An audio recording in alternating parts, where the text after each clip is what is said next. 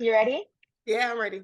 You ready? This girl is ready to tell her story, okay? She is ready to tell her story. I'm in your corner, friend.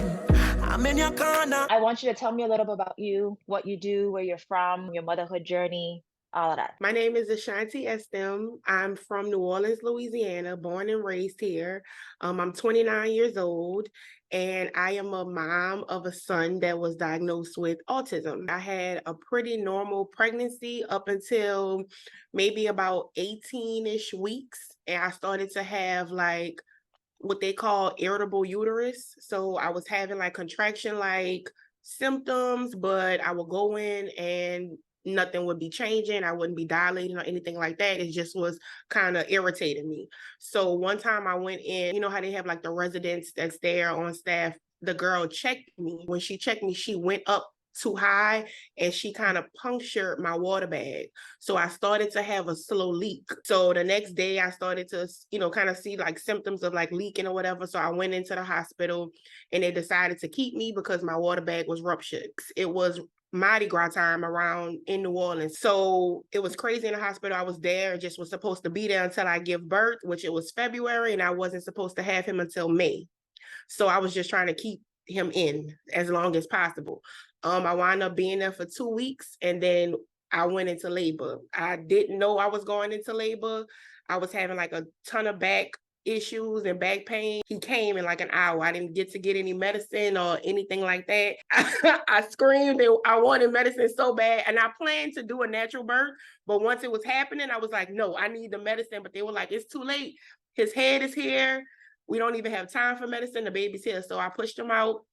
He was 1 pound. They took him so fast. I didn't even get to like take a glimpse at him. His dad did cut his umbilical cord and he was off to the NICU. I just remember that day my heart was racing because one of my cousins is a doctor and she would always talk about like how they'll do that call and let you know like the baby made it or you could go up there and see it. So I was just waiting at the bottom like, Lord, please let my baby like live. They called and it was like he's stable. And I just cried and cried and cried. And we went up there to see him and he was 1 pound, 25 weeks, 6 days. And we stayed in the NICU for 4 months. And it was a crazy time because COVID came while we were in the NICU. So usually you get 24 hours a day to go see your baby. I slept there every single day. There, like my family was able to come see him that first week and then it got locked down from COVID.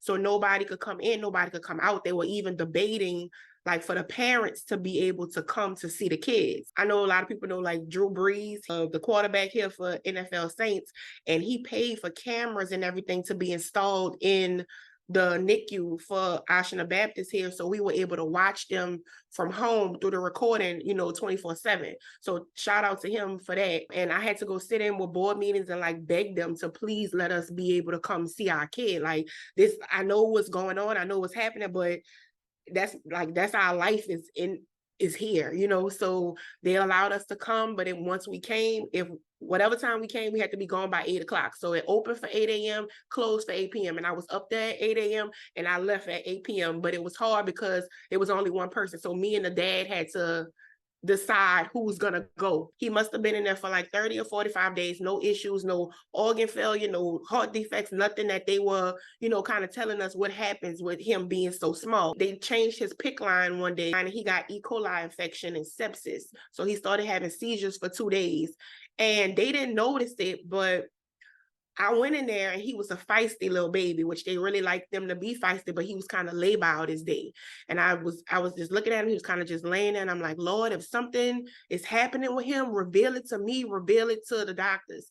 6 a.m. that morning, they called me and they said, you need to come in. I rushed in there. He had an infection. They didn't know what it was or where, what it was, but she said she started him on antibiotics that she thought would treat it. But she said when kids this small get these kind of antibiotics, it's an 80% chance that they will not come out of this. So I broke down like in the hospital. They called the chaplain. I was like crazy up there. And my mama came and my mom is like, she's a real God-fearing woman. So she came up there. She like, you know the law. You better get up in here. You better lay your hands on this. She came in there with oil. Girl was anointing everything. And my baby came out of that unscathed. His white blood cell count tripled. The medicine that she put him on was the medicine for the infection that he had. He came out of that completely. So he he's just been awesome like since then. And just me being like, I researched everything. I could have became a doctor from staying inside a NICU, looking up every single thing. And just me knowing like all of the medications and things that they put him on in there, we were going to have some issues. Like we was going to have something, you know, like just the off fall of him being so small and having to undergo treatments and medication that he should never have in his body. I knew something was going to, you know, be. So I had to fight with them to take him off of the seizure medicine, because usually if you get on seizure medicine in the NICU, they make you stay on it. But the seizure medicine, when I looked it up, it caused developmental delays, speech delays, things like that. And my thing was, he only had seizures because of the infection. The infection is gone. Take him off of it. He never had a seizure since. So I was thankful that I went with my gut with that. I breastfed him for the most part in there. But once that diagnosis came, when he got that infection, my milk supply dried up. I was so stressed out. I wasn't making any milk. So I ordered all of his milk from Germany. It was COVID time. So a lot of the people, like the mothers in Facebook groups, they had bought so many boxes of this stuff.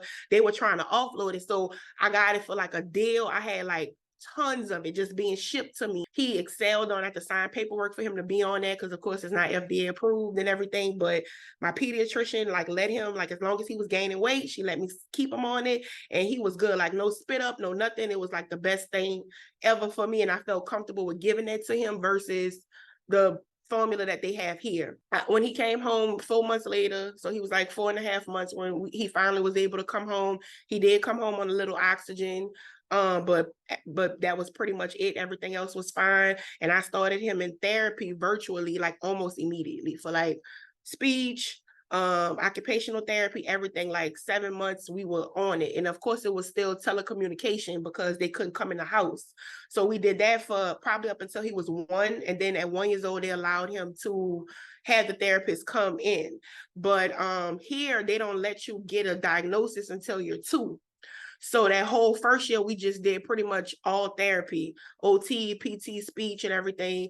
And then once he made 2, we went, they evaluated him, and then they diagnosed him with autism. But I was already knowing that was going to kind of be where we were headed at. So I had already done a lot of research on it, and pretty much everything that I could. We kind of been going from there. Like he's 3 now, and we just started him in ABA therapy, which is controversial. I'll talk about that a little bit too. He's doing really, really well. Like we went through a process of trying to figure out what he wants, you know, because he doesn't talk. That was tough for us for a bit, but he's really, really smart. I don't handicap him in any way. And so we just do different things, you know, like he has a device, a speech device where, you know, he can kind of point and tell us whatever he wants. But before we got approved for the device, I had a PEGS board. So his favorite waffles, his favorite drink, everything, I would print the picture out, put it on the board and bring it to him and let him come tell me, like, you want this, you want that, you want this. So, I mean, we communicate well, like very, very well. Like he go to the refrigerator, he bring his lunch bag when he hungry. He like, we roll in here like good, you know? So, so he's doing like really, really great. I know that that's really from fast action. In my viewpoint, from our community as an African American woman, a lot of parents that I know who have kids who are on the spectrum or diagnosed with autism, a lot of them have a long period of time where they're suffering with embarrassment or the lack of knowledge, and it really deters the progress of the child. Like so many people reach out to me, like when I post my son or I share anything about it, like, hey, I'm a grandmother and I think this is something that my grandkid is dealing with, or I'm a mom and, you know, I don't really have anybody to talk to, or their kids, and like nobody else's child is going through this, so I don't really know what's happening. And I'm like, the faster you kind of release yourself from it and just focus on them, it's the better outcome of life that they truly can have. I'm kind of like somewhere in the middle. I say like inside of the autism community, because it's a large community, but you don't see us in it a lot. Even though we make up a large part of the community, but you don't see us. The community is kind of divided. They have people who are, my son has autism and we love autism and it makes them special and it's great.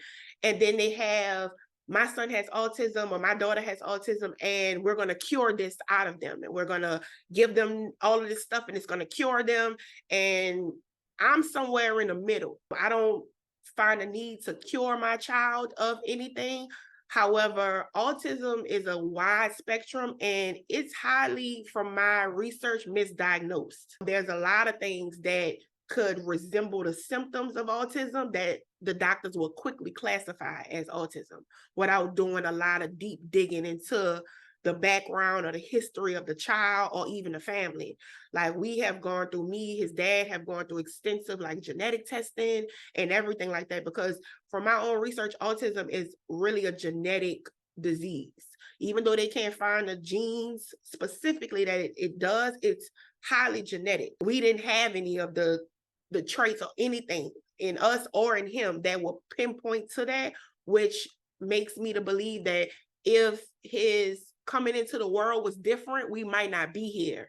You know, a lot of him being born early, the things that happen throughout him catching sepsis and meningitis and things of that nature probably have put us where we are.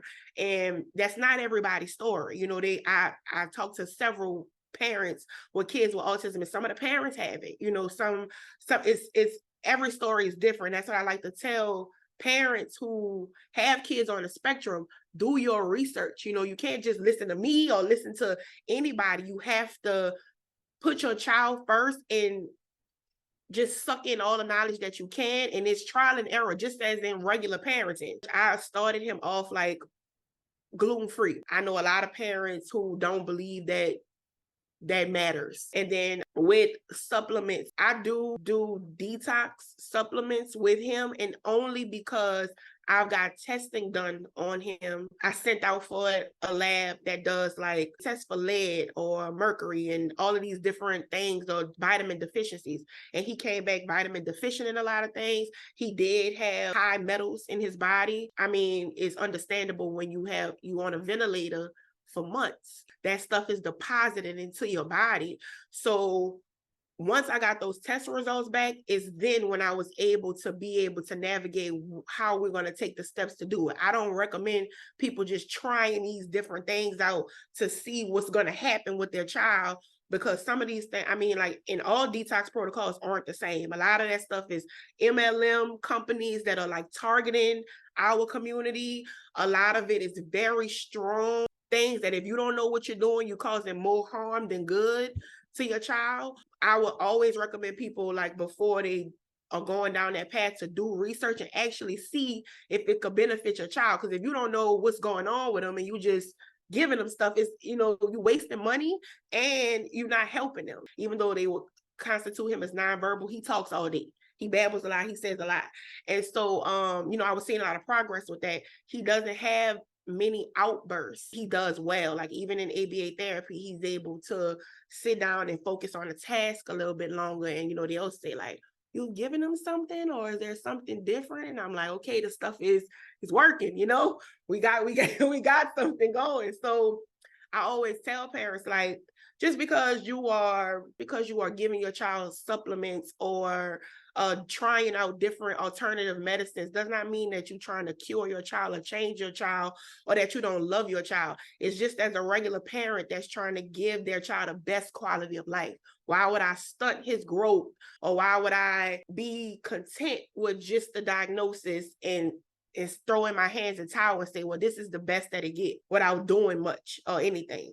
And that's a process, like even as a parent, because I know I had to like mourn kind of how I thought parenting would be. And, you know, sharing that sometimes feels crazy because it's like, you don't really understand, but like I could see myself as a parent before I had my kid, and then I had them, and a lot of things are different. So you mourn that. You mourn how you thought parenthood was going to be, how you was going to raise your child. And, you know, you go through that process, and then after that, you got to be like, okay, and roll. Even for me, it's like putting the ABCs up and the different things up. It's like, he won't know that. He won't be able to do that or get that. And it's like, just like everybody else, they see them and they will know them. You keep doing it and doing it and doing it and making it a habit, they will learn. They will know, like they are capable of anything. A lot of times in the community, you know, they tell you, okay, your son has this diagnosis and you can put them in speech, you can put them in OT, and they're going to be home with you for the rest of your life. that's how they sell it to you. Like, oh, you're now a caregiver. Even in the community, when it's like they have OT speech and PT, and then there's ABA therapy, which is applied behavioral analysis, which has mixed reviews in the autism community because of its history. Like they're training a dog is what it used to be. And that's true. Like I won't deny it. Even some ABA therapy still today, I mean, they're using those same principles. You have to vet it like you vet a daycare, like you vet a school that you will put your child in. Like, that's just what it is. A lot of it has evolved in a lot of places. They realize a lot of the children who went through this, they have a lot of mental issues and emotional things that is happened to them. Like, can they talk now? Yes, but maybe they're dealing with abuse now or different things because all they know how to do is respond. That is very prevalent in ABA. But they are companies who do research, they study, everything changes, everything evolves. Where I placed him, I'm so thankful that I found this place and we work together for everything. Like, I have just as much a part of what's going on there as they have a part of what's going on there. Do I feel like every child who has autism needs to go to ABA therapy? No, not necessarily. I know parents who completely don't put their children in there and all they do is OT speech and physical therapy, and they excel. They do great. And even with that, you have to find great occupational therapists, great speech therapists. They have some people who go through extensive training, which usually is ABA training or some type of autistic training that they go undergo, and they use that to specialize in their craft in OT speech and PT. So you have to do research across the board on where you're going to put your child. And I know a lot of people I talk to, a lot of their kids are just in regular school, because the programs are either not available, the good ones they can't afford, insurance doesn't cover them. So I know that it's hard. Like, I know that it's hard and everything is not easily accessible. I know before he could go to ABA, I was online and like speech pathologist groups, seeing what they were doing, and we were doing that at home. I was doing like, okay, we can't go to school right now. We're going to roll with this right at home. And it helped me to be able to vet those places because I knew so much. I knew so much of what was happening, what was going on. They're like, well, girl, you could be up in here with us. Absolutely. I want to know what y'all got going on, what y'all mind, what's the scope of y'all's things. And I tell like parents, like when y'all go to these programs, ask them who graduates from here. Do the children stay here forever? Do they go to school and they get acclimated into school? Because we want you to go. I want him to get acclimated into school.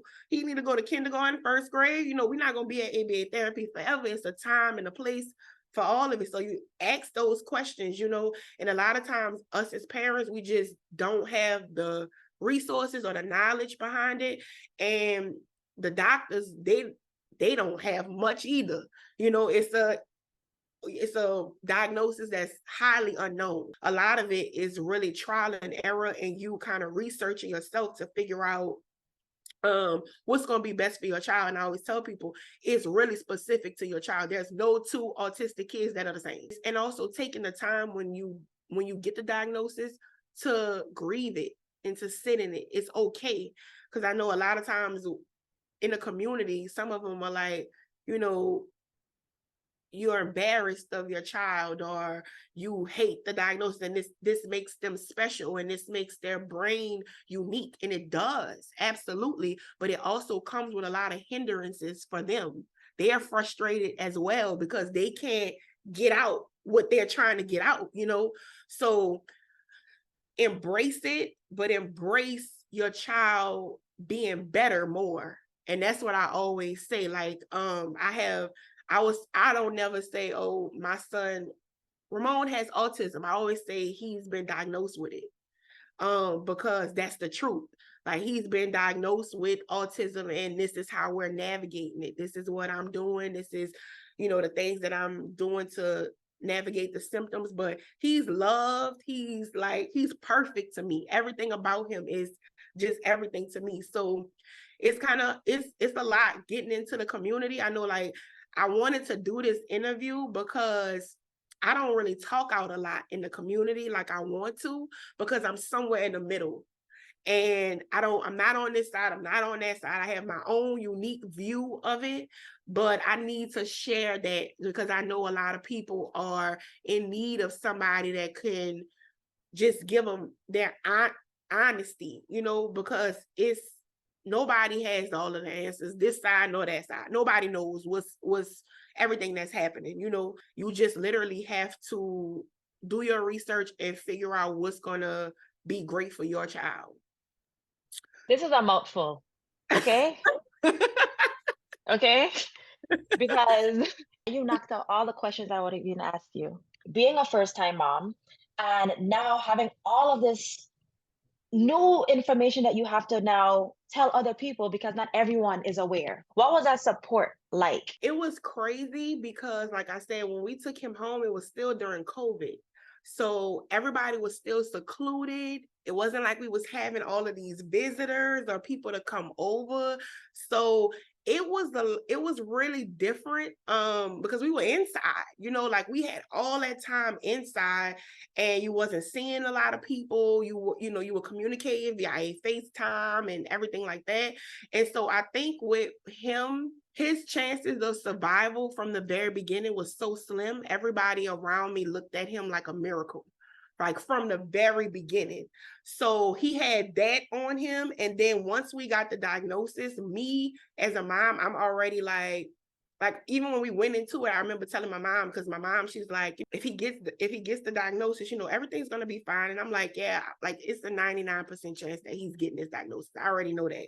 And I know he's gonna be fine because I got this laid out. I got this stuff laid out. And his dad tells everybody all the time, like, I don't know if I had this baby with another girl or somebody, like where my child would be, like what would be happening. Because I was thankful that he was like, I trust you, like what you got it, we got it, we rolling, and he's stuck by me, like even with taking him off of seizure medicine at the hospital or getting milk from Germany, it was like, you trust it, I trust it, we're gonna roll with it, and so I'm thankful for him. His family is great. My family, like they always have been there to support, even like, because in the beginning, I was paying for him to go to speech therapy and occupational therapy, like out of my pocket. So his grandparents, like they rallied together, they was paying, everybody was like, what does he need to be well, and everybody rallied behind us, even my friends, because I was really at that time the only one who had a baby. Everybody was kind of just learning as we go, like even when they would see something, they would send it to me like, you heard about this, or you seen this, or whatever. So like everybody, and they still are like right there in my corner for everything. And I'm so thankful for them because I was going crazy in that NICU. Like when they shut down that hospital and we only could go there for a certain time, I was like, oh, it was hell for me. Even like the days that I would let his dad go, because he would mostly let me go. But just the days that I didn't see him and I'm only could watch him from the camera, it's like, or I would be calling the nurses like, hey, his binky fell out, pick his little nook up. It was a lot, but the support, like, my parents, his family, like my friends, everybody really behind us so well. And you have all of this support, but then on the flip side, nobody's going through what you're going through. Nobody. You don't even have friends who have kids on, like, to relate to. So everything is like, you don't really have nobody for answers. You finding all of the answers and hoping what you're looking at is right or is helpful, So it's like you thankful for the support for yourself mentally. And then on the other side, you drained from the research and from the complexity of it all. Getting in a lot of those communities, like on Facebook with other moms, and just seeing a lot of the parents who are like in the community, most of them started with their child so late. Like a lot of them started the process of things so late. It's just now in the community that people, because other people share, are able to pick up on these things much faster. But a lot of the people who are vocal about it, they started off with this so late. And a lot of them are closed-minded to alternatives. It's a lot, like, especially now with like social media and TikTok and everything. It's like a lot of the stuff, like you will see something they'll say like, hey, I gave this to my child and he spoke the next day. So it's like, oh, I'm going to buy this. My baby don't talk, I'm going to buy this. But you have no idea of the repercussions of what's happening. You don't even know if this child is actually autistic. And that's what people have to like realize about it, because autism, like even from a doctor standpoint, is highly genetic. A lot of people don't even know what tests to get done. Like, I mean, the doctors are not providing you with these tests. That's outside knowledge of people telling you, hey, check out MTHR and this and that. And then you go send off, like, and the tests aren't cheap. I mean, I didn't spend thousands of dollars on getting us tested. It's just deep, you know, and autism is a money-making industry as well. They make a lot of money off of the stuff that's dealing with these kids. And so you have to take all that into account whenever you are doing the research, figuring out where you're getting your research from. You got to learn how to read scholarly journals. Okay, like I be test results, the stuff like you got to dive deep before you give into one side or try different things, you know, because everything doesn't work for everybody, and it doesn't necessarily mean it doesn't work. And that's what I want to also like give out, that because autism is a broad spectrum, they may have something that truly benefits one child and it may do nothing for another child, and it's because they're totally different. The brain is always being able to be manipulated, but the most manipulation is ended at age 5.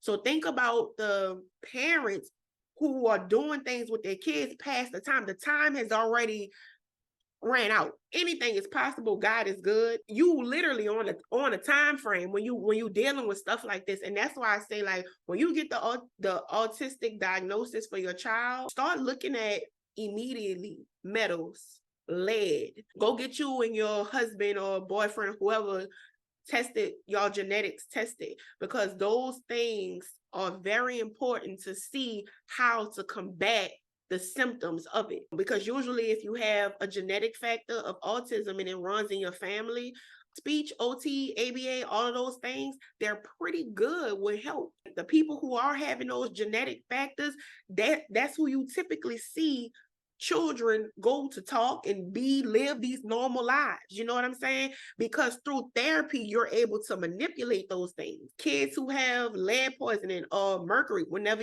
they're given these detox or chelation, they start to talk, and they start, because they're getting the chemicals, the things that are blocking that in their brain, released from them. And that's why you see some kids have success with that and some kids don't, because it's different reasons why they're at that diagnosis.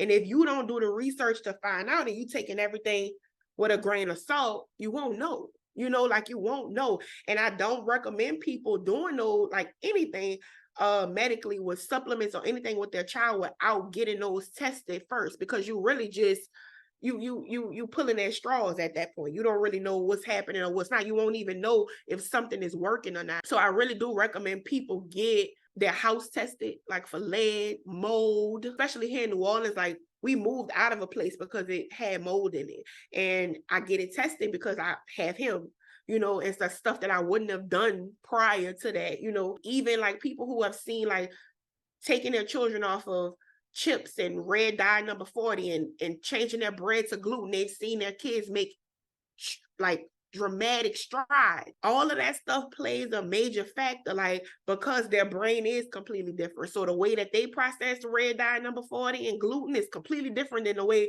that it does for us. So all of that stuff matters. And you have parents who, like I say, they don't know this in the very beginning, or they start off late. So their child's safe food might be McDonald's French fries. And if you can't give them McDonald's French fries, what do? I mean, they won't eat it. And people look at that like, I mean, you feeding your child McDonald's, sometimes that's the only thing that their child will eat, because you presented it to them not knowing that this was going to be the only thing they was going to eat. You on the road, you giving your child McDonald's, you're not, you know, whatever.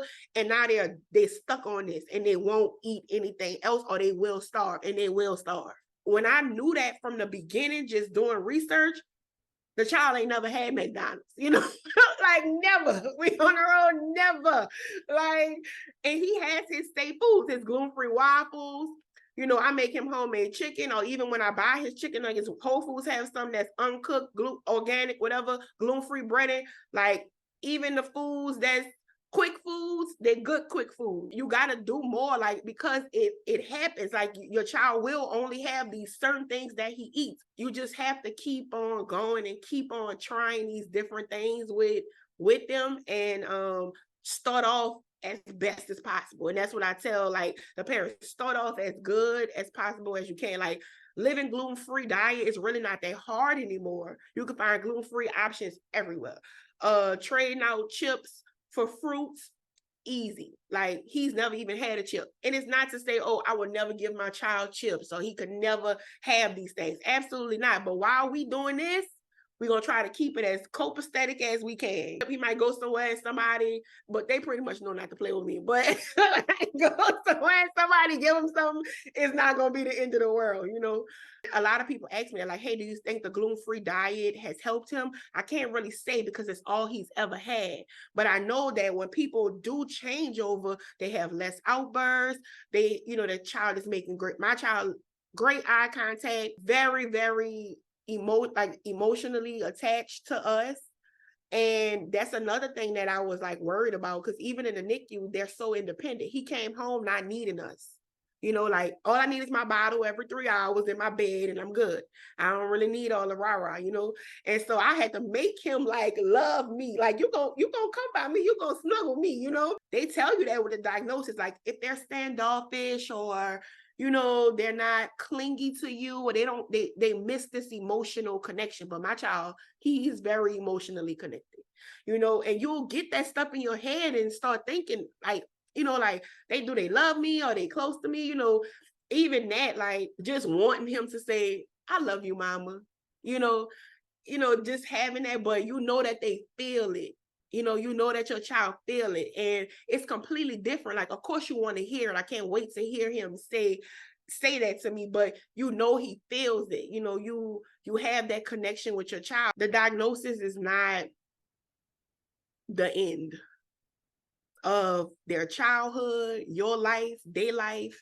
It's not. And kids, every diagnosis is different. There's people, like, they have him diagnosed as severe autism, but it's because if they're nonverbal, it automatically puts you to severe. Even in the community, that's a fight. Like, my child does this and they're severe, and they have all of these opportunities and all of these resources, and then my child, they can talk, so they don't get they don't get looked at like that. So it's even a fight inside of the community for resources, for attention, and it's like this, like, we are all together, like, in our plight. If your child is speaking and this child is not speaking, and your child, has, like, they call it eloping, whenever they just wander off. And Ramon does this, he wanders off. It's like a fight to who has the highest diagnosis and who can get the most resources. And it's like, absolutely not. Like, everybody is working together. Like, do I think that because my child is high on the spectrum and yours is not, that resources should be taken from you? Absolutely not.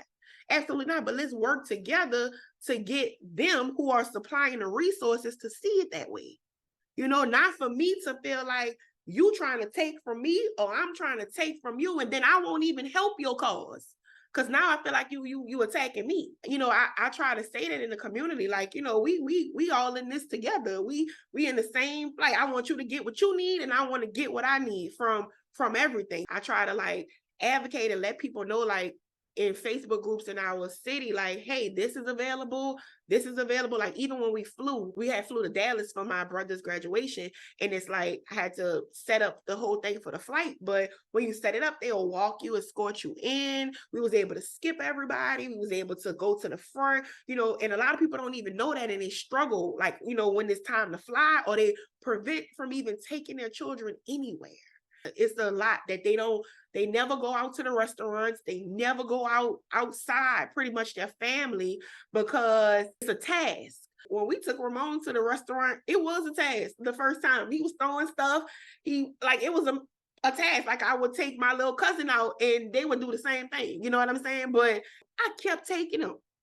I kept taking them and kept taking them. And now we could go to the restaurant and we okay, everybody eating, everybody chilling, everybody good. But that's like the same thing you're saying about like the habits. Repetition is everything. It doesn't matter what you say, like my child don't eat that or my child don't.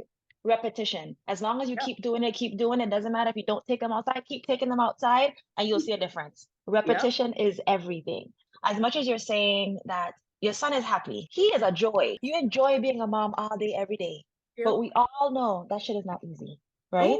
There are days that you probably waking up and it's like, whew, let's do this again another day, right? It's another day. Having the mom hat on, let's take that off. You as a woman, your identity, just everything that you've gone through, how has that transformed how you are as a woman? I went to therapy because I was Drop the mic. That's it.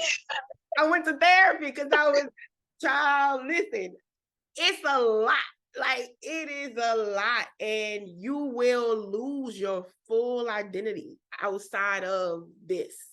You won't have any identity outside of this, besides this. Even when you go out with your friends, all you talking about is this. You know, it's nothing else. And so I was like, COVID, I was inside, I was working with him. And even after this, like now, he's been home with me. I've been home with him. I started my business inside of the NICU. So I started doing credit and taxes from the NICU chair because I knew I was going to be home. I had studied credit when I was in college and never did nothing with it. I fixed my stuff, my mama's stuff, and I kind of like let it alone. But once I knew that he was coming and I was going to be home, I was like, okay, I'm going to pick this up. So I started my business in the NICU. You know, COVID happened. So we at home, everybody working from home and everything. And even me and the dad, it was like different because everything went into the child. Everything went into him and not him. You know, so I went to therapy. I needed to go to therapy because I was smoking more than like, not even just for chilling no more. I was smoking for living. Okay. And so I'm like, no, I need to get some help. Thank God I went to therapy because I just was able to kind of compartmentalize that this is just a part of my life. And me being good helps me to do this better because I was drained. I was drained. Even him being at home a lot, like before he was at ABA therapy, was doing so many therapies, like we were running around like crazy. I just didn't want to miss a beat, but at the end of it, you drained out, you don't have anything else to give. So like when he started going to therapy a few months ago, ABA therapy, I finally got my first break. So he gone from 8:30 to 3 o'clock. I'm like, what am I gonna do with my day? What is the day? I was able to just go sit at the coffee shop, and do whatever. I used to read a lot and I had kind of like stopped and I started reading again, just working on being better person overall and finding things that I love to do again outside of this. Spending more time with his dad and working on our relationship because it kind of got lost in the sauce with all of this, honestly. Everything was about the kid. We just was kind of sharing responsibilities in the house, really. That was it. And even then, it was like we were sharing responsibilities, but I still felt like you weren't doing enough. Because my mental working, trying to help him, and I'm doing something, like it was a lot. So it was a lot of tug of war there in the inside between us. I went to therapy and that really, really helped me just to talk to an outside party that didn't know me, didn't know, anything about what was going on, and just kind of give me some tools to be able to get back into myself. Like, what is my identity outside of this? I had gained a lot of weight. I gained more weight than when I wasn't pregnant with him for very long. So the stress of it all, I just kind of like, I didn't care about me. Everything was about him. Long as he was fine, long as he was progressing and he was doing good, that was good for me. And I wasn't really worried about myself. And so I was depressed for a minute, like really put clothes on to bring him to therapy. Like in the same little backwards and forward routine over and over and over again. So I just had to kind of get myself back into knowing, like, you have to be together. You have to have your mental together to be able to pour into him well. Like, especially parents who recently got a diagnosis, you need a friend. You need somebody to kind of pull you out of what's happening, what's going on. Because I feel like at therapy is when I kind of went through the whole process all over again, from the beginning to now what happened. Because once we got the diagnosis, it was kind of like, go time. Let's get it rolling. Let's get it done. I sat in it, I cried, but I never like got down to the nitty gritty. Like, I didn't have a baby shower. I didn't have a gender reveal. And it was like, your baby is alive, girl, from being 1 pound. Like, get over it. But no, I could be upset. I could be upset. I wanted a baby. I wanted to be celebrated, And so therapy will help you to dig all of that stuff out and be able to start a new identity, really. Like, start your new, how are you going to be? Like, a mother is just one hat that I wear, and who are you? What do you want to do? What do you want to be? What do you want to give to the world? What makes you happy? How do you want to spend your time? And so therapy helped me with that a lot. Listen, your energy is giving me life right now. Okay. So overall, what would be like the biggest takeaway that you would want any woman, any mom to know from your story? Don't let anything, even outside of the diagnosis, as a mom, anything put a limit on you or put a limit on your child. Don't let that happen, and don't let your lack of knowledge, your inward embarrassment, or anything like that deter you from pushing forward with full force. Because on the other side of that is greatness amongst all four fronts. Like, even through all of this, I've become better. I've pushed myself to limits that I didn't know that I have had. Like, even with him being in the NICU, I started a whole business out of that, out of pressure. I had to do that. Like, so it's like, don't let anything limit you. Don't let anybody limit you. The diagnosis, anything. Like, you can push through that. And I just want, I want people, especially mothers in our community, to know that you're not alone. Your story is unique, and there is resources and a light on the other side. You have to push for it, because nothing is going to be given to you, and you have to want the best quality of life for your child. Outside of everything else, you have to want the best quality of life for your child, and be willing to do whatever it is to get there, which 9 times out of 10 is long hours of studying, long hours of researching. Okay.